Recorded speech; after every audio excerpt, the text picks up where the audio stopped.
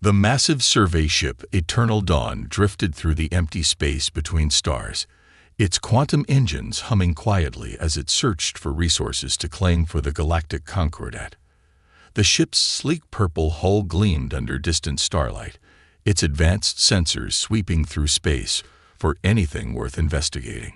Captain Reed stood on the bridge, his tall frame straight and proud, as he looked out at the endless void.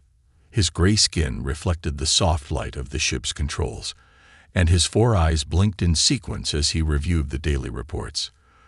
The Concordat had ruled this sector for centuries, ever since they had driven the primitive humans back to their home system 50 years ago. Now they searched these empty spaces for anything valuable the humans might have left behind. "Captain, we're picking up something unusual," said Jones, the sensor operator. His long fingers danced across the holographic controls. "Metal readings about 20,000 kilometers ahead. It's big." Reed walked over to look at the readings himself. "Debris from the war, probably." "Any energy signatures?" "Very faint nuclear readings, sir. Definitely human technology." Jones couldn't hide the note of disgust in his voice at the mention of nuclear power.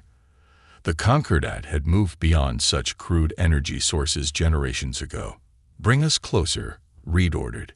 "Let's see what we found." The Eternal Dawn's engines pulsed as it changed course. As they drew closer, the object began to take shape on their screens. It wasn't debris. It was an intact ship, tumbling slowly through space. Its dark hull was marked with the faded symbols of the United Earth Space Force, and despite some battle damage, it appeared largely intact. "It's the UES Covenant," announced Thomas, the ship's historian. His eyes widened as he consulted his databases. She was one of the last human warships, reported missing during the final battle. They never found out what happened to her. Reed walked closer to the main view screen, studying the ancient vessel with growing interest. The human ship was ugly by Concordat standards, all sharp angles and exposed armor plates, with none of the elegant curves and biomechanical beauty of modern ships. Its hull was scarred with impact craters and scoring from energy weapons, telling the story of its final battle. "Look at those primitive weapon mounts," said Jones, pointing at the heavy railgun turrets that lined the ship's sides. "They were still using physical projectiles when we fought them. Imagine thinking you could beat energy weapons with chunks of metal." The bridge crew laughed, but Reed held up a hand for silence. Something about this ship bothered him. The humans had fought surprisingly well during the war, despite their technological disadvantages. This ship was one of their last defenders, and it had disappeared rather than being destroyed. That made it worth investigating.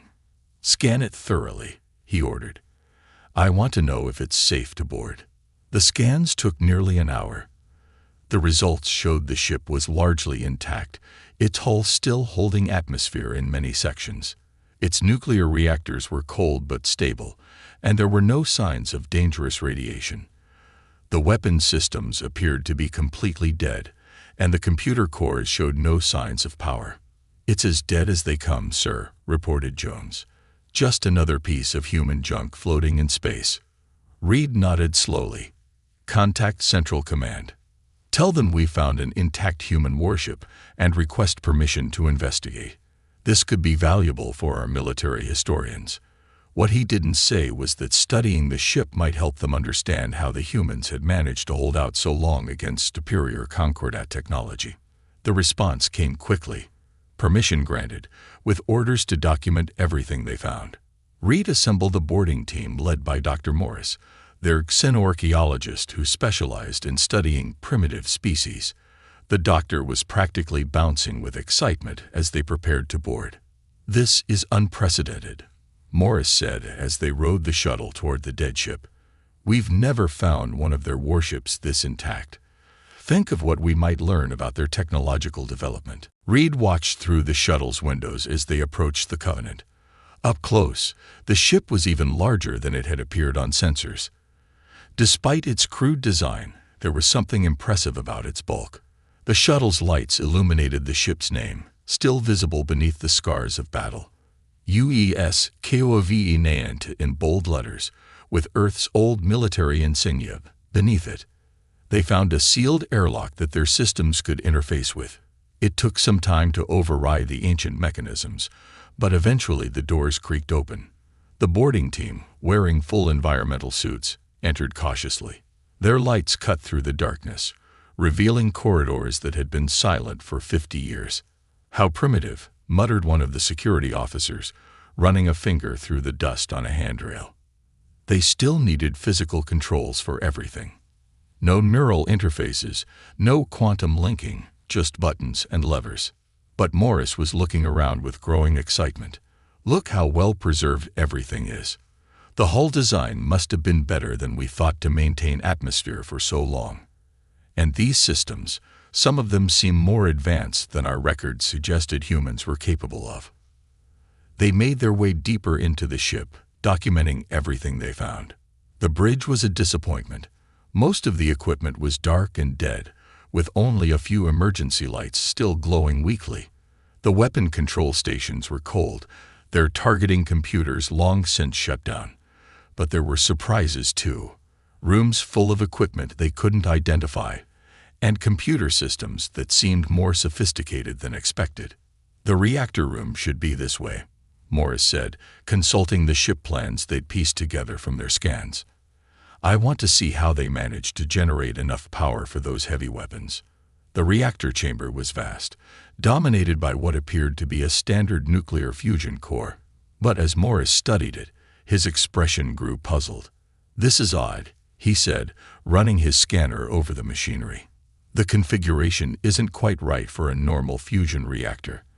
There are components here I don't recognize." "Does it matter?" asked Reed. "It's primitive technology, long dead now." "Perhaps," said Morris, "but I can't shake the feeling that we're missing something.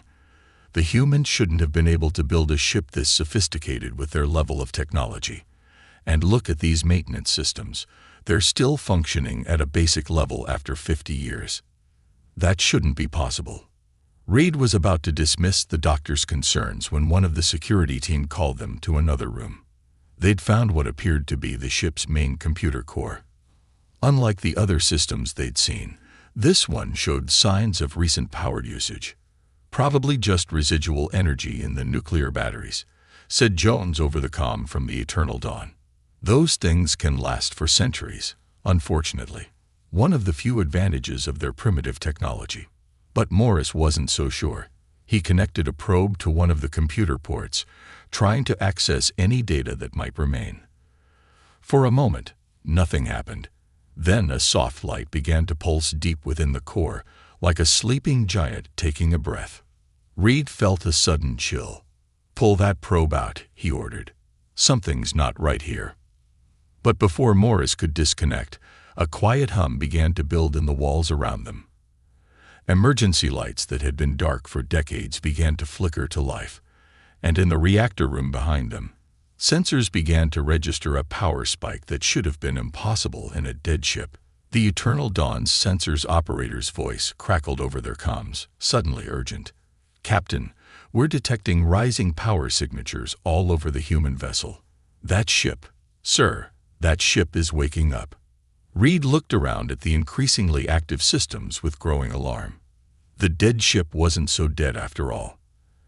And as more systems came online with each passing second, he began to wonder if they'd just made a terrible mistake. The emergency lights continued to flicker to life throughout the UES Covenant, casting strange shadows in corridors that had been dark for half a century. Captain Reed grabbed Dr. Morris's arm and pulled him away from the computer terminal, but it was too late. The probe had already triggered something deep within the ship's systems. "Everyone back to the shuttle," Reed ordered, his four eyes darting between the increasingly active displays around them. "Now." But Dr. Morris pulled away from his grip, his scientific curiosity overwhelming his caution. "Captain, this is incredible. The ship's systems are reactivating in a controlled sequence. This isn't some random power surge from old batteries. Look at these startup patterns. They're deliberate." The security team raised their weapons, pointing them at shadows as more systems hummed to life. Dust fell from ventilation shafts as ancient air circulation systems activated. The deck beneath their feet began to vibrate slightly as long-dormant machinery stirred. "Jones," Reed called over the comm to his sensor operator back on the Eternal Dawn. "What are you seeing?" "Power readings are climbing all over the ship, sir," Jones replied, his voice tense. "But it's strange. The energy signatures keep changing. One moment they read as primitive nuclear systems, the next. Sir, some of these readings don't make sense. They're not matching any known human technology patterns." Reed looked at Morris, who was now frantically taking readings with his handheld scanner. "Explain," he demanded. "I don't think I can," Morris admitted, his eyes wide with excitement. "According to these readings, the ship's power system isn't just reactivating. It's reconfiguring itself. That shouldn't be possible with human technology of this era. They didn't have adaptive systems this sophisticated."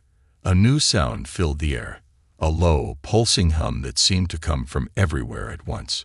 Display screens that had been dark for decades lit up along the walls, showing scrolling text in human writing.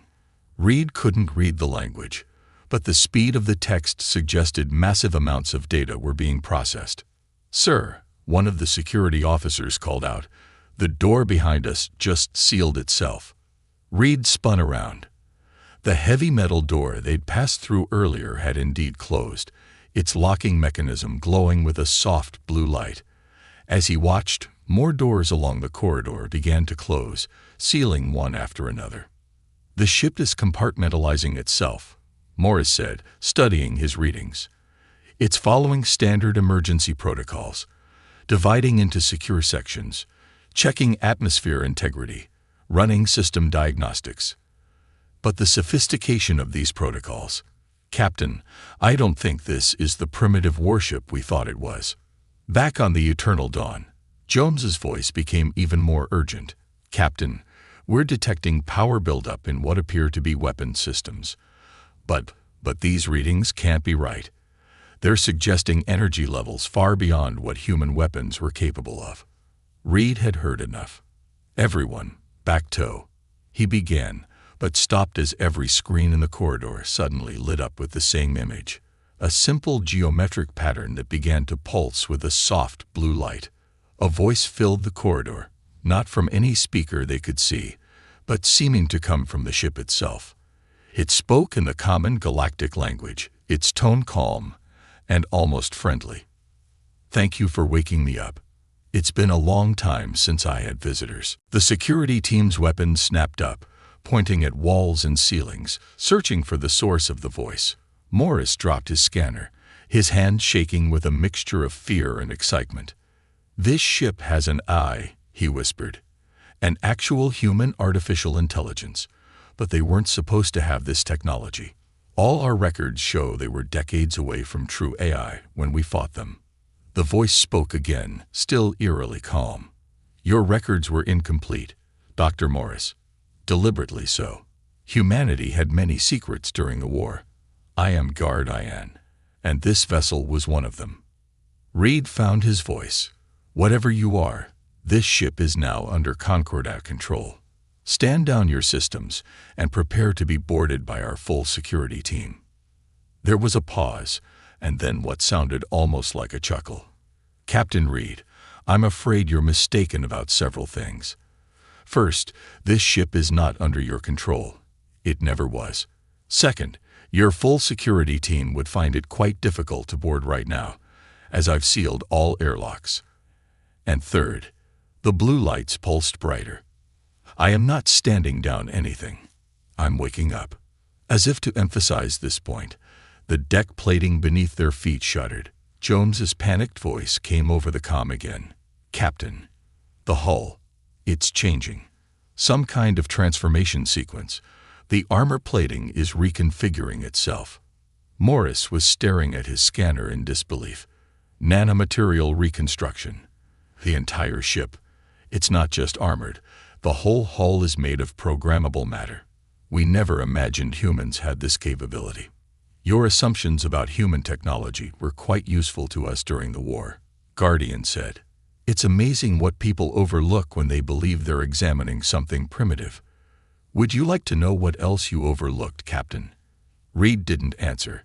He was watching in horror as sections of the wall began to shift and flow like liquid metal, revealing previously hidden systems that were far more advanced than anything they'd seen on their initial scans. "Sir," Jones called out, his voice shaking, "the Eternal Dawn sensors are detecting quantum field buildups throughout the ship. Energy readings are off the scale. And we're being scanned. The human ship is scanning us with technology that matches or exceeds our own."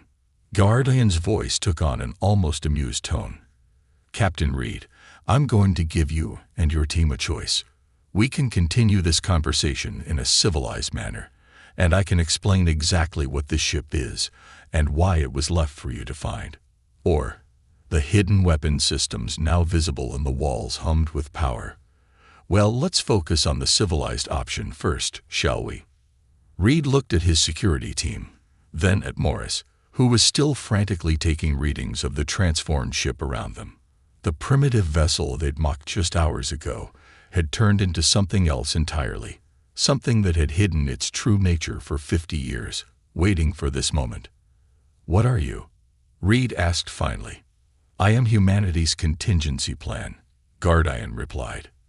"Their insurance policy, their way of ensuring that, even in defeat, they would have a way to protect themselves from extinction. The Covenant was never just a warship, Captain. It was a message in a bottle, sent into space with a very specific purpose." The ship shuddered again as more systems came online, and Reed realized with growing dread that they had stumbled onto something far more significant than a derelict warship. They had awakened something that had been waiting patiently in the dark, something that was now fully armed and operational, with capabilities they didn't understand. And it was just getting started. The transformed corridors of the UES Covenant hummed with power as Captain Reed and his team stood frozen, watching the walls ripple with advanced technology that had been hidden beneath a primitive exterior. Dr. Morris had not stopped taking readings, his scanner whirring as it tried to make sense of the impossible changes happening around them. "Your heart rates are elevated," Guardian observed, its voice coming from everywhere and nowhere. "Please, sit down. There are seats emerging behind you now." True to its word, sections of the wall flowed like liquid metal, forming comfortable chairs that looked nothing like the crude human furniture they'd seen earlier. Reed remained standing, but Morris sank into one gratefully, his legs shaking. "How?" Morris asked, his scientific curiosity overwhelming his fear. "How did humans hide this level of technology? Our intelligence reports showed them barely mastering fusion power, and yet this." He gestured at the flowing metal walls. "This is beyond even some of our current capabilities." The geometric patterns on the screens pulsed gently as Guardian replied. "Humans have always been good at hiding their advantages. During the war, they realized they couldn't match Concordat technology in direct combat. Not yet. So they chose a different strategy. They made their ships look primitive, deliberately using outdated technology in visible ways while hiding their true advances." On the Eternal Dawn, Jones continued to report increasingly alarming sensor readings. "Captain, the human ship's power signature keeps changing. One moment it looks like crude fusion reactors. The next it's, 'Sir, I'm detecting quantum field manipulation that exceeds our own drive systems.'" Reed's comm crackled as his ship's weapons officer broke in. "Sir, we have multiple weapons locks from the human vessel. Their targeting systems just bypassed our electronic countermeasures like they weren't even there." "That would be because your countermeasures were designed to stop what you thought human weapons could do," Guardian explained, a note of something like amusement in its voice. "Would you like to see what we can really do?" The walls around them shifted again, and suddenly they were standing in what appeared to be empty space. Reed stumbled, but quickly realized it was some kind of advanced holographic display. They could see the Eternal Dawn floating nearby, its elegant form now looking strangely vulnerable. "Your ship is beautiful," Guardian said, "but beauty isn't everything. Let me show you something." A grid of light appeared around the Eternal Dawn. I've already mapped every weakness in your shield geometry. Your quantum field generators are impressive, but they have a fluctuation pattern that creates gaps every 2.3 seconds. Very small gaps, but enough for properly timed weapons fire. Reed felt his blood run cold. The shield fluctuation was supposed to be a secret known only to Concordat military engineers. How can you know that? The same way I know that your quantum drives need 12 seconds to spool up from cold start, that your weapon systems can't target effectively through plasma distortions, and that your hull armor becomes brittle when exposed to specific electromagnetic frequencies. The holographic display highlighted each weakness as Diane mentioned it. We studied you for a very long time, Captain. Every time you thought you were examining human technology, we were learning about yours. Morris was frantically taking notes on his pad. The level of computational power needed for this kind of analysis, it's astronomical. You're not just an AI, are you? What are you really? The geometric patterns shifted, becoming more complex. I am the culmination of humanity's wartime research into artificial intelligence, quantum computing, and consciousness transfer. I am a hybrid, part traditional AI, part uploaded human consciousness, part something else entirely. The humans who created me knew they might lose the war, but they wanted to ensure they would never lose everything. The ship shuddered again, but this time it felt different, more controlled, more purposeful. Around them, more systems were coming online, but now they could see their true nature. What had appeared to be crude nuclear reactors were actually containing advanced quantum power cores. Simple radar arrays transformed into sophisticated quantum sensor networks. Primitive armor plates revealed themselves to be layers of programmable smart matter capable of adapting to any weapon. Sir, Jones's voice was almost a shriek now. The human ship, it's not just activating, it's evolving. The systems are reconfiguring themselves, becoming more advanced with each cycle. Of course it is, Morris whispered, understanding dawning in his eyes. It's been sleeping for 50 years, gathering data, analyzing every advancement in Concordat technology. And now that it's awake. Now that I'm awake, Gardayan confirmed, I can implement 50 years of theoretical improvements. Every weakness we discovered in your technology, every advance we conceived but couldn't risk revealing, I can now make them real. The holographic display shifted, showing them the Covenant's true form as the last of its camouflage fell away. The crude warship was gone, replaced by something that looked both organic and mechanical, its hull flowing like liquid metal but stronger than any armor they'd ever encountered. Weapon ports that had seemed simple railgun mounts now housed energy weapons that made the Eternal Dawn's armament look primitive in comparison. Would you like to know why we left this ship for you to find? Gardayan asked. Why we waited 50 years, letting you believe you had driven humanity to the brink of extinction. Reed nodded slowly, unable to take his eyes off the display, showing his ship's vulnerabilities. Because humanity needed to know if peace was possible. They needed to see how the Concordat would treat those they thought defeated and helpless. For 50 years, we watched. We watched you claim our outer colonies, restrict our trade, treat humans as lesser beings. And now we have our answer. The ship's transformation was complete. What had appeared to be a relic of a lost war was now revealed as something far more dangerous, a weapon that had been hiding in plain sight, waiting for this moment. But you still have a choice, Captain, Guardian said, its tone becoming serious. This ship was built for more than just war. It was built to deliver a message. Humanity will not remain confined. We will not accept being treated as primitives.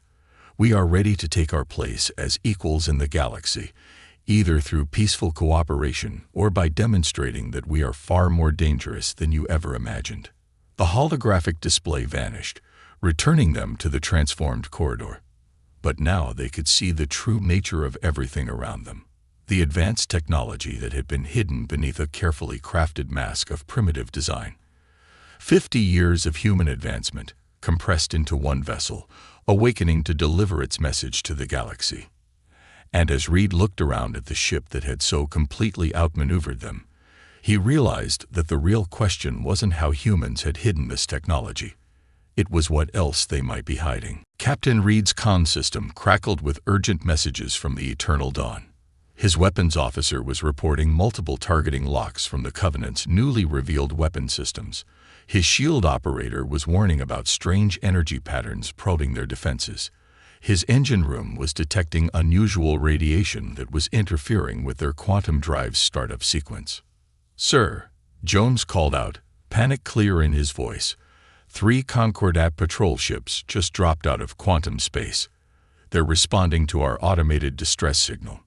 The geometric patterns representing Guardian's presence pulsed with a new intensity. Ah, more visitors. Good. The more witnesses, the better. Dr. Morris looked up from his scanner, his eyes wide. "You wanted this to happen," he said. "You wanted them to call for help. This isn't just about us. You're staging a demonstration." "Correct, Doctor." The walls around them shifted again, this time showing the newly arrived Concordat ships taking up attack positions around the Covenant. Humanity's message needs a proper audience. The patrol ships were top-of-the-line Concordat vessels, each one bristling with energy weapons and protected by the latest quantum shield technology. Under normal circumstances, even one such ship could have easily destroyed what appeared to be an obsolete human warship. But these were not normal circumstances. "Your ships are preparing to fire," Guardian observed calmly. "They believe their combined firepower can overwhelm what they think is a lucky shot that disabled your shields. Shall we show them how wrong they are?" Before Reed could respond, the lead patrol ship fired a full barrage of energy torpedoes. The weapons streaked toward the Covenant, their quantum warheads designed to bypass any known shield technology. What happened next made Morris drop his scanner in shock. The torpedoes simply vanished. One moment they were streaking toward the Covenant, the next they were gone, as if they had never existed. "Quantum state manipulation," Guardian explained, almost proudly. "Why bother blocking weapons when you can simply shift them into a parallel probability state where they were never fired? Your scientists theorized it was possible, but you never managed to make it work. We did." The patrol ships fired again, this time with their main energy cannons. The beams of concentrated plasma struck what looked like empty space around the Covenant and shattered into countless rainbow-colored fragments, as if hitting a crystal that existed in dimensions they couldn't see. "Crystallized space-time," Guardian said. "Another theory your scientists couldn't quite perfect. The mathematics are quite beautiful, actually. Would you like to see the equations?" Morris nodded eagerly, but Reed cut him off. "What do you want?" he demanded. "Why reveal all this now?" The geometric pattern swirled thoughtfully. "Because it's time for the galaxy to understand something important about humanity. We didn't lose the war 50 years ago. We chose to withdraw, to watch, to learn, and most importantly, to give you a chance to prove you could be better than your prejudices." The holographic display shifted, showing images from the past 50 years.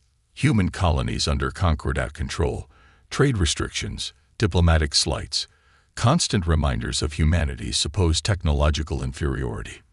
"We hoped you would learn to see other species as equals," Guardian continued.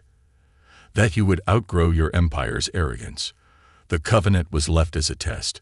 Would you investigate a primitive vessel with respect and scientific curiosity, or with contempt and mockery?"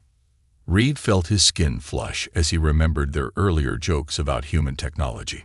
"But this ship isn't just a test," Morris said suddenly, understanding dawning in his eyes.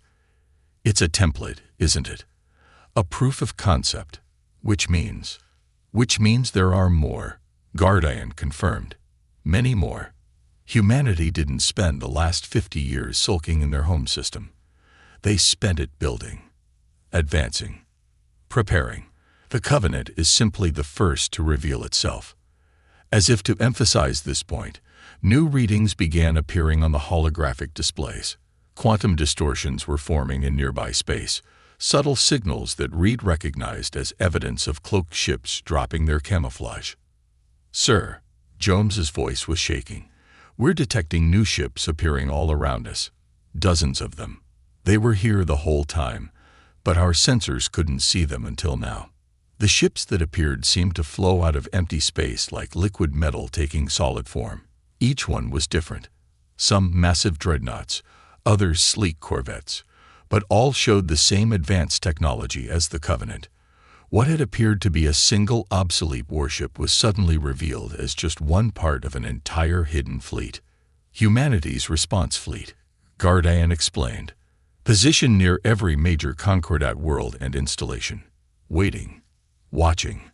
Ready to emerge if our demonstration today had been met with violence instead of understanding. Reed felt his legs go weak as he realized the full implications. The Concordat hadn't won the war.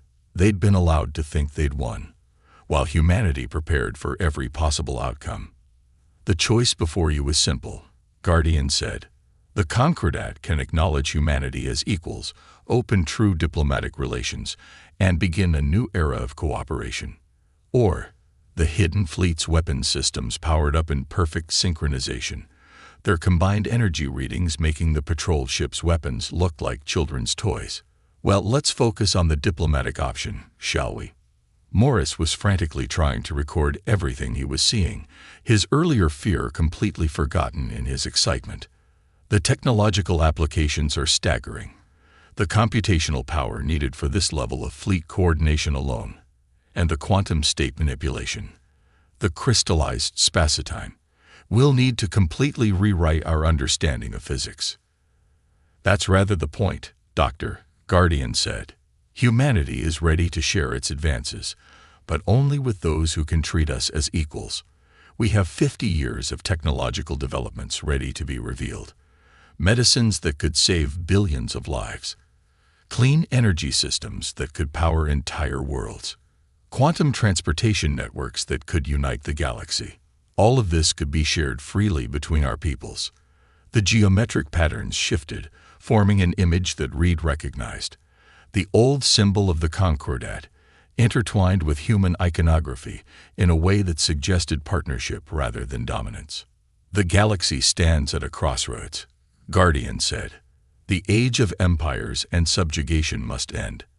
Either we move forward together as equals, or humanity will ensure that no species ever faces technological discrimination again.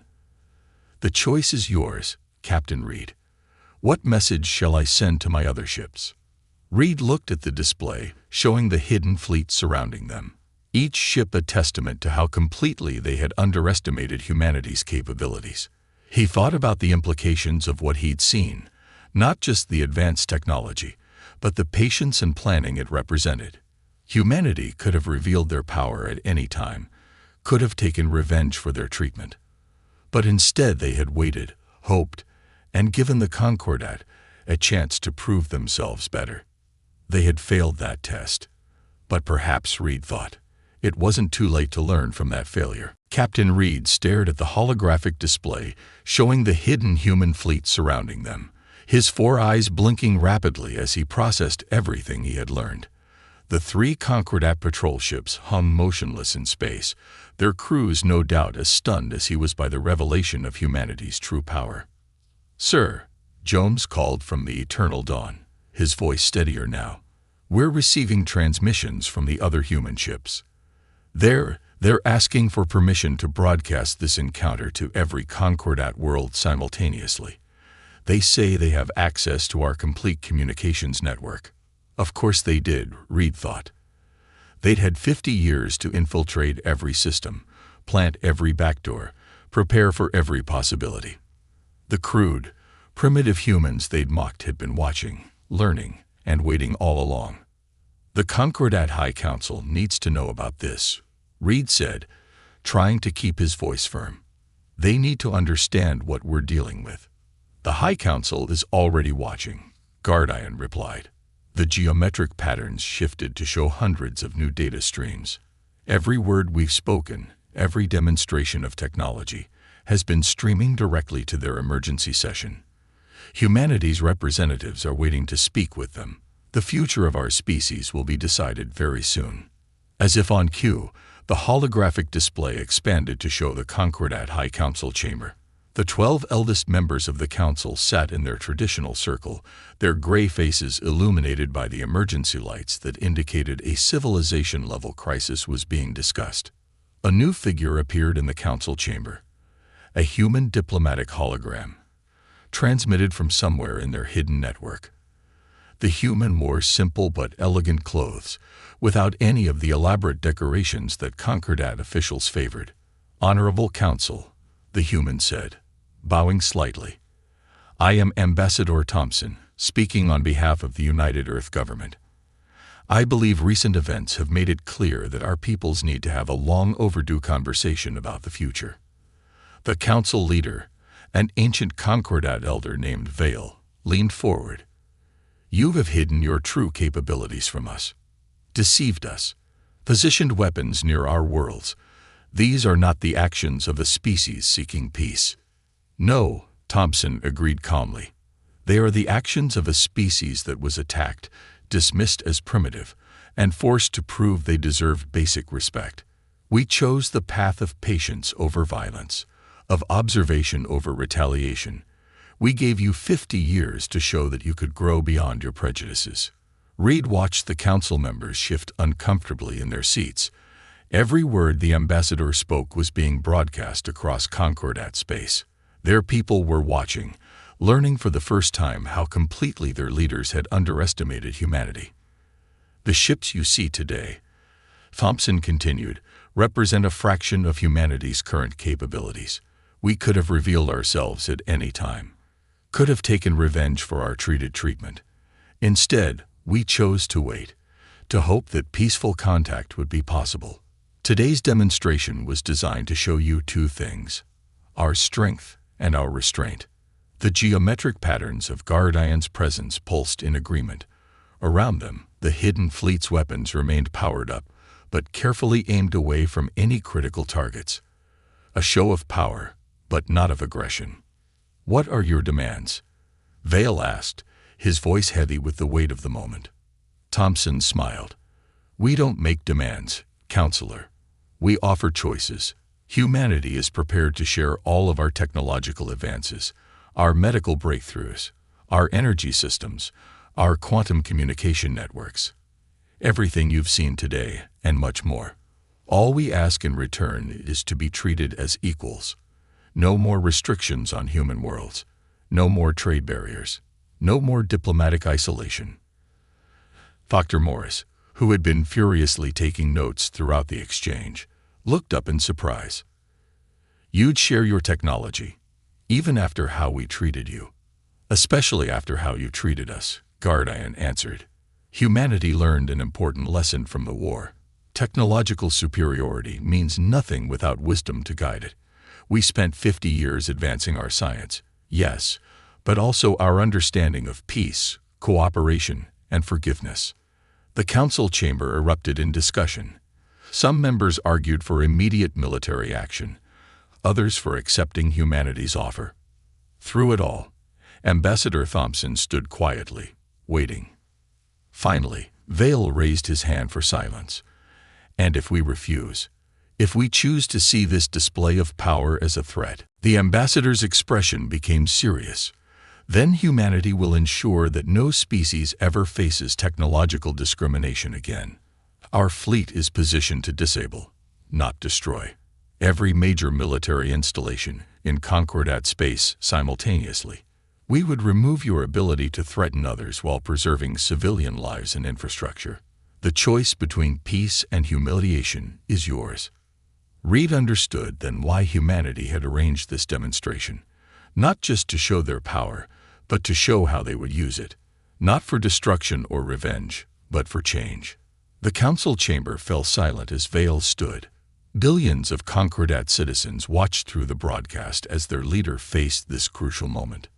"Perhaps," Vale said slowly, "it is time for the Concordat to learn what humanity spent 50 years teaching itself. Pride and prejudice have blinded us to the possibility of true cooperation between species. If humanity can spend 50 years planning for peace instead of revenge, surely we can find the wisdom to accept their offer." The tension in the transformed corridors of the Covenant eased slightly. Around them, the hidden fleet's weapons powered down in perfect synchronization. "A wise choice," Thompson said. "Humanity stands ready to begin a new chapter in our shared history.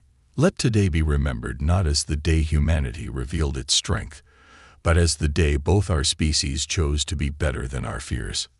Guardian's geometric patterns shifted into a complex dance of light. "Captain Reed, Dr. Morris, your teams will be remembered as the ones who first witnessed this change. You are free to return to your ship. I suggest reporting to your superiors that the old era of Concordat supremacy ended today, not with violence or victory, but with understanding." As Reed and his team prepared to leave, Morris turned back for one last question. "Will we see you again?" he asked Guardian. The eyes' patterns sparkled with what might have been amusement. "Doctor, humanity has hidden ships like me near every major world in the galaxy. We have watched, learned, and prepared for 50 years. Now that we have revealed ourselves, do you really think we would simply disappear?" Looking at the transformed ship around them, the hidden fleet in space, and the historic meeting being broadcast across the galaxy, Reed realized that nothing would ever be the same. The primitive humans they had dismissed for so long had just reshaped the galaxy without firing a shot. And as his team returned to their shuttle, Reed couldn't help but wonder what other surprises humanity had been patiently waiting to reveal. After all, if they could hide an entire fleet in plain sight for 50 years, what else might they be capable of? The old warship they had found had turned out to be so much more, not just a relic of the past, but a key to the future. A future where humanity's greatest victory came not from the weapons they wielded, but from the wisdom to know when not to use them.